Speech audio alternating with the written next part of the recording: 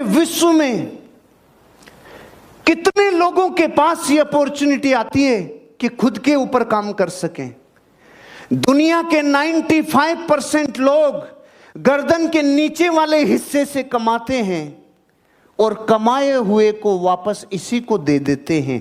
तेरा तुझको अर्पण। रोटा कचौरा समोसा इसी से कमाया और इसी को वापस दे दिया।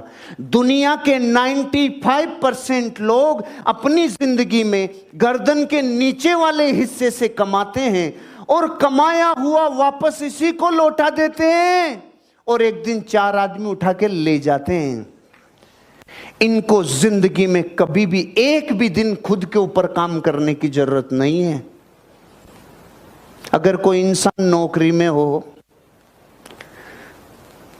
तो फाइल को यहां से यहां पहुंचानी है 60 साल तक, इसमें खुद के ऊपर कोई काम करना पड़ा।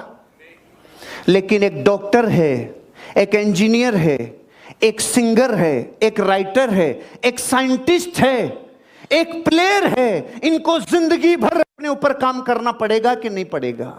क्योंकि अगर इन्होंने अपनी जिंदगी में अपने आप को रिनोवेट नहीं किया, इन्होंने अपने ऊपर काम नहीं किया, तो ये मार्केट से कब गायब हो जाएंगे। जैसे दुनिया में हर इंडस्ट्री में कुछ ना कुछ लोग गायब हो जाते हैं। महाभाग्यशाली हैं वो लोग जो खुद के ऊपर काम करने का मौका मिलता है, और वो दुनिया के 5% लोग हैं जो गर्दन के ऊपर वाले हिस्से से कमाते हैं और कमाए हुए का बहुत बड़ा हिस्सा इसी को वापस लौटाते हैं। आप अपनी जिंदगी में अपने आप को आज महसूस करो। सबसे पहले तो ये पता करो अपन 95 में आते हैं कि 5 में आते हैं। पहले तो मैं आपको ये बताऊं, अगर 5 में आते तो आज अपनी मुलाकात हो ही नहीं सकती थी। आपसे अपॉइंटमेंट लेने में 6 महीने लग जाते। इसका मतलब ये तो नक्की है कि अभी तो 95 में ही है। लेकिन हर वो इंसान जो अपनी जिंदगी में अपने ऊपर काम कर लेगा, अपने को तराश लेगा, अपने को पॉलिशिंग कर लेगा, वो इंसान जिंदगी में उछल के 5 में आ जाएगा। क्योंकि एक जौहरी जब सोने को सोना बनाने की शुद्धता की तरफ लेके जाता है तो 16 ताव से गुजरता है। 16 ताव से गुजरता है। 15वें ताव तक सोने में अभी भी अशुद्धि है, उसमें अभी भी लालिमा है, उसमें अभी भी चूरी है, उसमें अभी भी कचरा है। कितने ताव तक? 15वें ताव तक उसमें अभी भी प्रॉब्लम है। सोचो, अगर कोई इंसान अपने आप को तराशने का काम करे और 15 ताव तक लेके जाए और 16वें तक नहीं लेके जाए, 24 कैरेट नहीं कहलाएगा, प्योर नहीं कहलाएगा, पूर्णता हासिल नहीं होगी।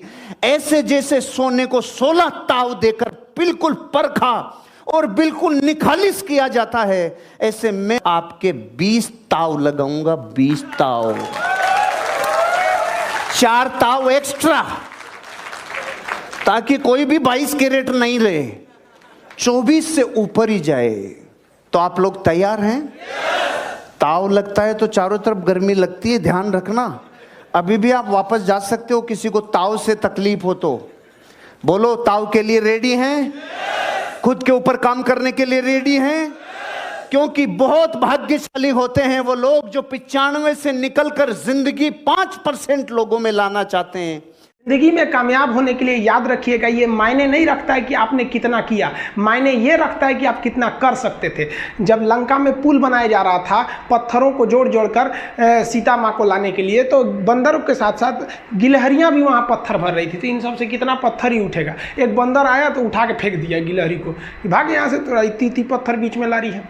तो मर्यादा पुरुषोत्तम राम के पास वो जाके गिलहरी गिरी, तो गिलहरी को वो प्यार से सहलाए थे ना, तो ऐसा कहा जाता है कि इस पे जो निशान है गिलहरी के पीठ पे, वो राम जी का है। राम जी ने उस बंदर को बुलाया और कहा कि देखो, तुम इतना विशाल पत्थर उठा रहे हो तो तुम्हारा शरीर भी विशाल है। ये गिलहरी इतना बड़ा पत्थर उठा रही है जितना इसकी क्षमता है। तो आप अगर कामयाब होना चाहते हैं तो आप ये मत सोचिए कि आप हमने आज 8 घंटे पढ़ लिए या 8 घंटा हम मेहनत किए। आप ये सोचिए कि आप कितना कर सकते थे। और देखिए, जो सपने देखते हैं उनके लिए तो पूरी रात छोटी पड़ जाती है, और सपने पूरे करने वाले के लिए पूरा दिन छोटा पड़ जाता है। अगर आपके अंदर जिम्मेदारी है ना, तो आप यकीन मानिए आप चैन से सो नहीं पाएंगे।